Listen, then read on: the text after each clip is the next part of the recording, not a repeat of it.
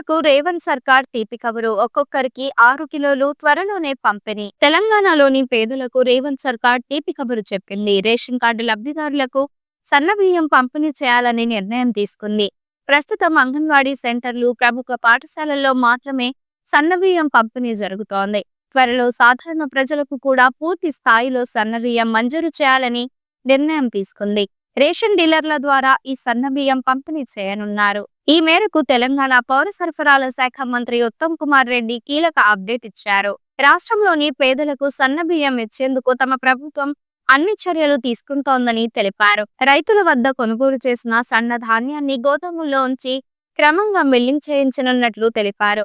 తెలంగాణలో రికార్డు స్థాయిలో 80 నుండి 85 లక్షల మెట్రిక్ టన్నుల సన్నధాన్యం ఉత్పత్తి అవుతోందని మంత్రి, అందులో 36 లక్షల టన్నులు పీడీఎస్ కు వచ్చినా సరిపోతుందన్నారు. నెలకు 2 లక్షల టన్నుల చొప్పున సన్నబియ్యం నిరుపేదలకు పంపిణీ చేస్తామని మంత్రి వివరించారు. పేదలకు ఒక్కొక్కరికి నెలకు 6 కిలోల బియ్యం ఉచితంగా అందజేయనున్నట్లు వెల్లడించారు. సన్నధాన్యం పండించిన రైతులకు 500 రూపాయల బోనస్, ఎటువంటి బకాయిలు లేకుండా పూర్తిగా చెల్లించనున్నట్లు తెలిపారు. హుజూర్ నగర్ లో నిర్మాణంలో ఉన్న 2160 ఇళ్లను మరో 2 నెలల్లో పూర్తి చేసి పేదలకు అందజేస్తామని ఉత్తమ్ తెలిపారు. ఇక తెలంగాణలో కొత్త రేషన్ కార్డుల కోసం చాలా కాలంగా ప్రజలు ఎదురు చూస్తున్నారు. కుటుంబాలు ఏర్పడిన వారు, పెళ్లిళ్లు చేసుకున్న వారు రేషన్ కార్డుల కోసం ఎదురు చూస్తున్నారు. ఈ నేపథ్యంలో ఇటీవల ప్రభుత్వం అసెంబ్లీలో కీలక ప్రకటన చేసింది. సంక్రాంతి నుంచి కొత్త రేషన్ కార్డులు పంపిణీ చేయనున్నట్లు తెలిపారు.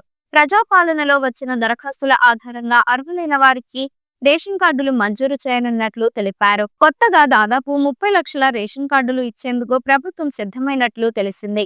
ఈ మేరకు ఎల్లుండి జరిగే కేబినెట్ భేటీలో రేషన్ కార్డులపై కీలక నిర్ణయం తీసుకోనున్నట్లు తెలిసింది. ఈ వీడియో మీకు నచ్చినట్లయితే లైక్ చేయండి. మరికొన్ని లేటెస్ట్ న్యూస్ కోసం వెంటనే మన ఛానల్ ను సబ్స్క్రైబ్ చేయండి.